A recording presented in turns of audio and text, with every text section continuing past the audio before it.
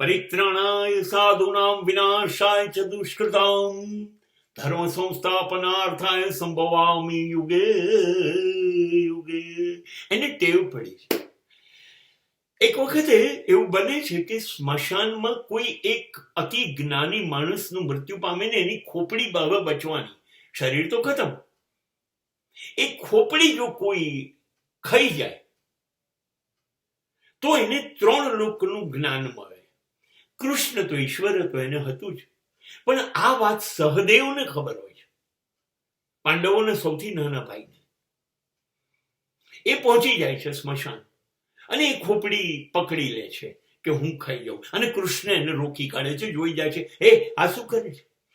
સહદેવ કહે છે, હું હવે બેવકૂફ નહીં બનું, આ તો હું જ ખાઈશ. તો કૃષ્ણ કહે છે કે તારો હક છે, તું ખાઈ જા. પણ જો કેવી કપટ લીલા, ખાઈ જા, 3 કાળનું તને જ્ઞાન થશે, પણ મને વચન આપ, જ્યાં સુધી તને કોઈ પૂછે નહીં ત્યાં સુધી તું નહીં કે. સહદેવ બેવકૂફ બની જવાનો બીજો રસ્તો હતો. હવે જ્યાં સુધી કોઈ એને પૂછે નહીં ત્યાં સુધી શું થવાનું છે એ સહદેવ કોઈને કહી શકે નહીં. એટલે સહદેવને ખબર પડે છે કે આ જુગાર માટે આમંત્રણ આવ્યું, હવે જુગાર રમાશે, યુધિષ્ઠિર હારી જશે, અમારે 12 વર્ષ વનવાસ થશે, દ્રૌપદીનું વસ્ત્રહરણ થશે, મહાભારતનું યુદ્ધ થશે. તો કોઈ એને પૂછશે નહીં, કેમ કે તો સૌથી નાનો ભાઈ છે. તો એની યુધિષ્ઠિર, અર્જુન, ભીમ બધા પૂછે કેવી રીતે? એટલે એ કોઈને કહી શકતો નથી. જો કૃષ્ણનું કપટ કેવું છે! આ કપટી માણસ ભીષ્મને મરાવે છે, એના ભૂતકાળની શિખંડી નપુંસકને લઈ આવીને ઉભો રાખે છે. ભીષ્મ નપુંસક સામે લડે નહીં, હથિયાર મૂકે છે ને શિખંડી મારી કાઢે. નહીતર ભીષ્મને હરાવવા લગભગ અશક્ય છે. એ અર્જુનને જાણે છે, કૃષ્ણને જાણે છે. અને અર્જુનને તૈયાર કરનાર દ્રોણાચાર્ય, મહાવિદ્યા, હવે તો મરે જ નહીં ને, એ મરે નહીં. ત્યારે કૃષ્ણ કે છે કે એનો પ્રેમ, એનો એક જ દીકરો છે અશ્વત્થામા, એ બી શક્તિશાળી છે, કેમ કે અર્જુન જેટલું શિક્ષણ દ્રોણે પોતાના દીકરાને આપ્યું, અશ્વત્થામાને હરાવવો પણ મુશ્કેલ. તો દ્રોણાચાર્ય તો હારશે જ કેવી રીતે હવે? ત્યારે કૃષ્ણ અર્જુનને કહે છે કે જો એટલું થઈ જાય કે દ્રોણાચાર્યને ખબર પડે કે અશ્વત્થામા મરી ગયો તો એ નહીં લડે, કેમ કે દીકરાને બહુ પ્રેમ કરે છે. અને યુધિષ્ઠિર પાસે જૂઠું બોલાવે છે કે તું કહી દે અશ્વત્થામા હન્યતે, અશ્વત્થામા મરી ગયો. અને દ્રોણ એની સામે એને પૂછે યુધિષ્ઠિર સાચું શું છે? તો યુધિષ્ઠિર કહે છે અશ્વત્થામા હન્યતે, અને ધીરે રહીને બોલાવડાવે છે અર્ધ સત્ય કે માણસ મર્યો કે હાથી ખબર નથી. પણ દ્રોણાચાર્ય ત્યાં સુધીમાં શસ્ત્ર મૂકી દીધા અને ત્યારે ભીમે એને મારી કાઢ્યો. જો ભીષ્મ ગયા, દ્રોણ ગયા, હવે ત્રીજો મહારથી બન્યો કર્ણ. અર્જુનને યુદ્ધ ભીષ્મ દ્રોણાચાર્ય સાથે હારવાનું હતું, એ બચાવ્યો. હવે કર્ણ સામે હારી જ જવાય. કર્ણ અતિ શક્તિશાળી હતો, આ પૃથ્વીનો મહાન યુદ્ધ હતો.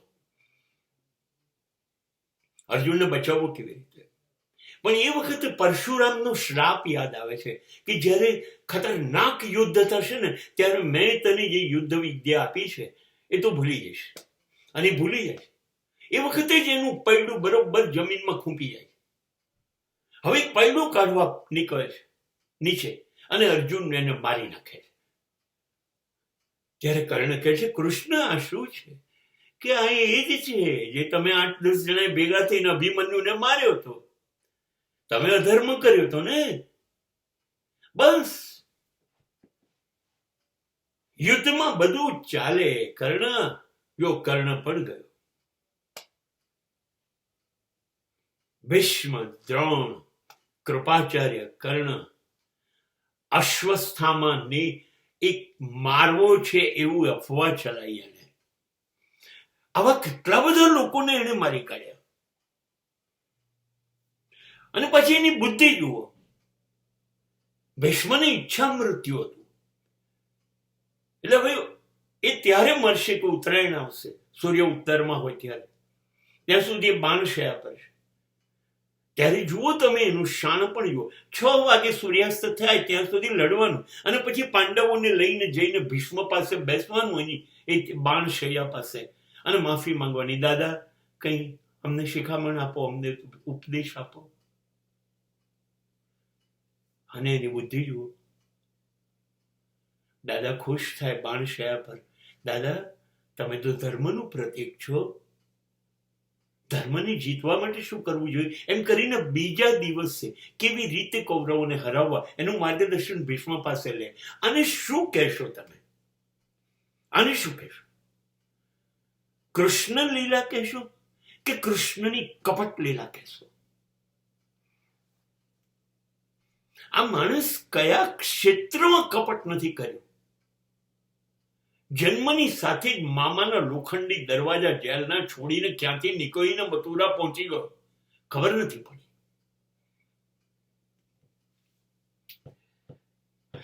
અને મથુરાથી વચ્ચે કે યમુના નદી જ છે ગોકુળ વૃંદાવન. કંસ જેવો માણસ એક બાળકને ન શોધી શકે? શોધી શકે, ના મારી શક્યો સામા કિનારે, અને અહીંથી મોકલેલા બધાને મારી કાઢ્યા.